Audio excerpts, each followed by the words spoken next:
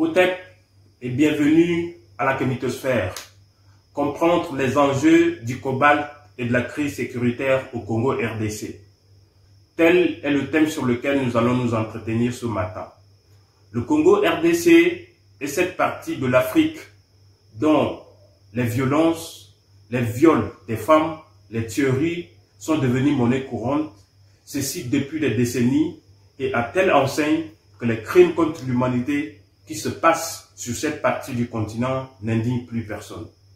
Les Africains sont plutôt capables d'organiser des manifestations pour soutenir la Palestine. Ils sont capables de verser des larmes pour le cas Charlie Hebdo, mais ne bougent pas dans l'iota quand les Congolais, juste à côté, sont tués quotidiennement, les femmes violées également quotidiennement. À travers cette vidéo, vous allez comprendre pourquoi le Congo RDC ne connaîtra pas aussi facilement ou jamais la paix pour des raisons liées au cobalt si nous en tenons tout simplement à cette matière première. Mais vous allez surtout découvrir pourquoi le cobalt est si important pour les industries occidentales. Je suis Alno, votre frère de combat Kémit, votre serviteur de la cause africaine. Si vous êtes nouveau sur la chaîne, veuillez vous abonner tout en activant la cloche de notification pour ne plus jamais rater nos vidéos. Veuillez aussi liker la vidéo pour que les robots YouTube nous encouragent à travailler.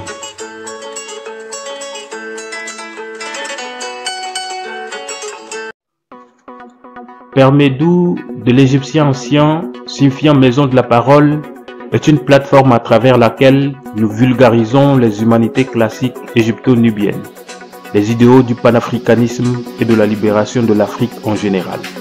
Nous sommes convaincus que sans une véritable reconnexion aux valeurs civilisationnelles africaines, doublée d'une sérieuse manifestation de la volonté collective d'affirmation de puissance, nous ne pouvons pas gagner contre l'impérialisme et la néocolonisation. Nous n'incitons pas à la haine raciale, mais faisons par contre un travail de devoir de mémoire et de restauration de la vérité historique pour l'équilibre de l'humanité. Le cobalt est une matière première de la famille des minéraux. Il est essentiellement grise, tantôt vert et bleu de couleur. Le cobalt est utilisé généralement pour la fabrication des outils et des appareils électroniques. Il est essentiellement utilisé pour fabriquer les pièces des moteurs et aussi les batteries des machines chargeables.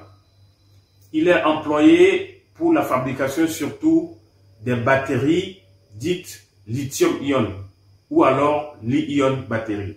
Entendez par là les batteries des véhicules électriques, les batteries des vélos et des motos électriques, les batteries des ordinateurs, les batteries des smartphones, des tablettes et les piles même rechargeables sont fabriquées à base du cobalt. La RDC détient à elle seule 3,6 millions de tonnes de réserves de cobalt, ce qui représente 60% de réserves mondiales de cobalt.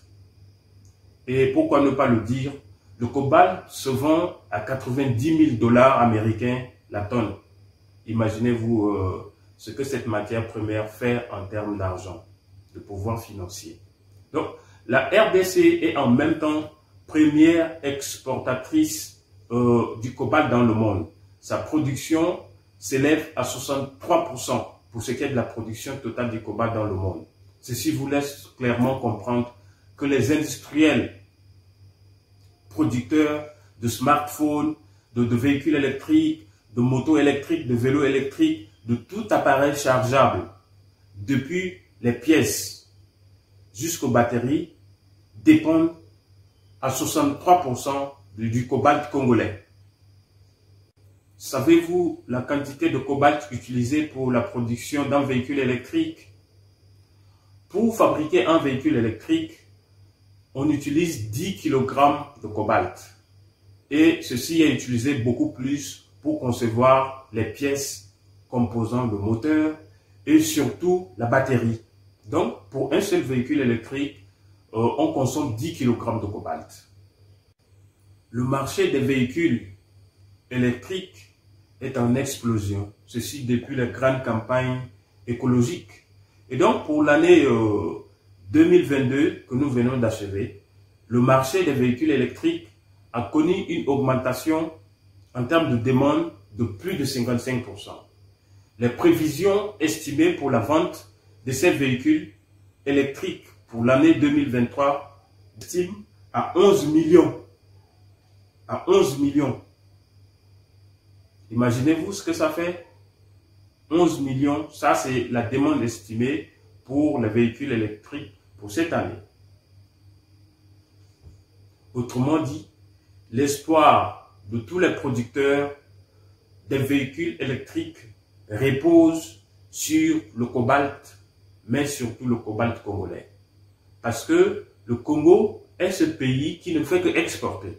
Vous avez vu à travers des statistiques qu'il y a des nations asiatiques qui détiennent aussi le cobalt, sauf que ces nations utilisent eux-mêmes leur cobalt pour produire des véhicules et bien d'autres appareils. Mais il se trouve que l'Afrique et le Congo RDC ne sont pas en mesure d'utiliser le cobalt congolais. Donc, tout le cobalt congolais fait l'objet de richesses pour les industriels occidentaux. Et donc, vous êtes d'accord avec moi jusqu'à là que sans le cobalt congolais, nous n'aurions pas, ou alors nous aurions, mais en une petite quantité, les ordinateurs, les téléphones portables, les véhicules électriques, les motos électriques, les vélos électriques, les batteries rechargeables, les piles rechargeables. Sans le cobalt congolais, nous aurons tous ces gadgets-là en moins, ou alors, à un moment, on n'en aura plus. Donc, ceci vous laisse comprendre l'importance du cobalt pour ce qui est du fonctionnement à plein régime des industriels producteurs de véhicules électriques, de smartphones, d'ordinateurs et de tablettes, et j'en passe. La survie de ces industries et surtout l'accumulation abusive du capital financier dépend exclusivement, sinon en grande partie, du cobalt congolais.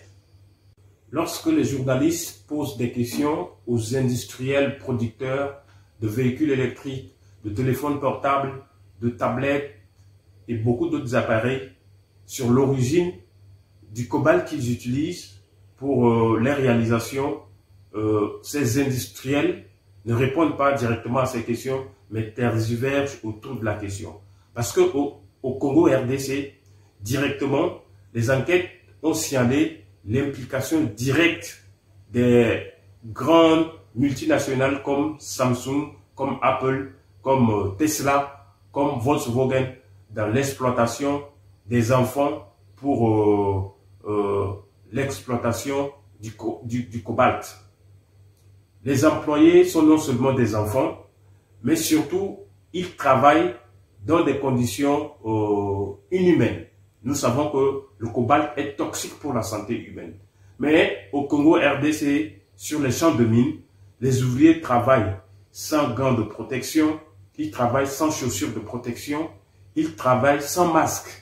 Et donc, ils sont directement exposés aux effets du cobalt qui est très dangereux pour leur santé. Je crois qu'il y a déjà beaucoup de vidéos, même réalisées par le grand frère Alain Foucault et bien d'autres enquêteurs qui vous montrent dans quelles conditions ces jeunes ou ces enfants travaillent. Ils plongent dans le sous-sol à plus de 25 mètres sans un système de masque à gaz.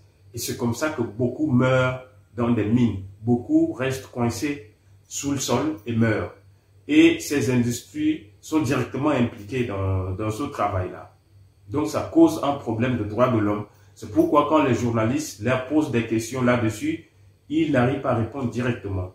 Et vous allez constater aussi que si vous tapez par exemple les téléphones portables, non, le sang dans nos téléphones portables par exemple, ça va vous donner, et là c'est des articles qui laissent croire que le téléphone en fait que nous utilisons sont constitués du sang des Congolais. Et comme vous savez, le Congo RDC est un État très très grand et les conflits militaires n'ont pas débuté aujourd'hui. Et cela a épuisé même l'État. Ça fait que sur le plan militaire, l'État n'arrive pas à contrôler tout le pays. Et il y a des zones où des individus appelés rebelles se donnent le droit de contrôler. Ils assurent le contrôle de cette zone et ils exploitent les ressources naturelles de cette zone-là. Donc là, ils emploient des enfants pour réaliser les productions. Mais de surcroît, ces rebelles sont tantôt artificiellement créés par des forces occultes qui, de fois, font du Rwanda leur base arrière parce que nous voyons comment des engins viennent s'opposer au Congo RDC, ils repartent avec les matières primaires et l'État congolais n'a aucun contrôle sur ces zones et n'a aucune idée de ce qu'on exploite dans cette zone. Donc, il est clair que des industriels qui passent tantôt par l'ONU, qui passent tantôt par des mercenaires, se donnent le plein droit d'exploiter le cobalt et beaucoup d'autres matières premières du Congo. Sauf que même dans cette façon de procéder qui est totalement illicite et illégale, ils exploitent la main-d'œuvre des enfants. Et au-delà d'exploiter la main-d'œuvre des enfants, ils font travailler ces enfants dans des conditions totalement inhumaines. Totalement inhumaines. Mais, comme je le disais toujours, les Africains ne se manifestent jamais contre la souffrance de nos frères qui, carrément, sont en train de vivre l'enfer sur cette partie de notre continent. Donc, il est clair que les industriels marchent sur les corps humains pour satisfaire leur désir d'accumulation sauvage d'argent. Ça, c'est un. Ils sont capables de mettre le Congo, de maintenir le Congo dans le feu et dans le sang pour pouvoir prospérer dans ce qu'ils font. Nous avons déjà vu Tesla, qui est une fois venu au Congo RDC, présenter un modèle de sa voiture électrique au Congo même RDC.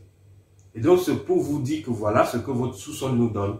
Et nous allons en profiter de l'autre côté. Mais qu'au-delà de ça, on va continuer par vous exploiter dans les conditions les plus inhumaines qui soient. Donc, nous devons comprendre que le Congo RDC, à travers ses ressources naturelles, ne peut pas aussi facilement ou ne peut jamais avoir accès à la paix ou à la stabilité. Si nous ne nous réorganisons pas d'une façon aussi déterminée pour restaurer la sécurité, pour rétablir l'ordre dans ce pays. Je crois que beaucoup de jeunes qui aujourd'hui sont employés dans des mouvements que nous appelons rebelles ne savent pas exactement de quoi il est question. C'est juste des ignorants qui sont employés par des forces occultes. Et donc, nous devons trouver des solutions à ce problème pour que la paix règne, pour que la stabilité revienne, afin que le Congo profite de ses ressources naturelles. Parce que contrôler les ressources naturelles pour le bien-être général des Congolais, c'est assurer un développement de la sous-région et de l'Afrique en général. Parce que l'immensité de la richesse du Congo, c'est une richesse qui va profiter à toute l'Afrique et non seulement aux Congolais. Otep, merci de nous avoir suivis jusqu'à la fin. N'oubliez pas de vous abonner et à très bientôt.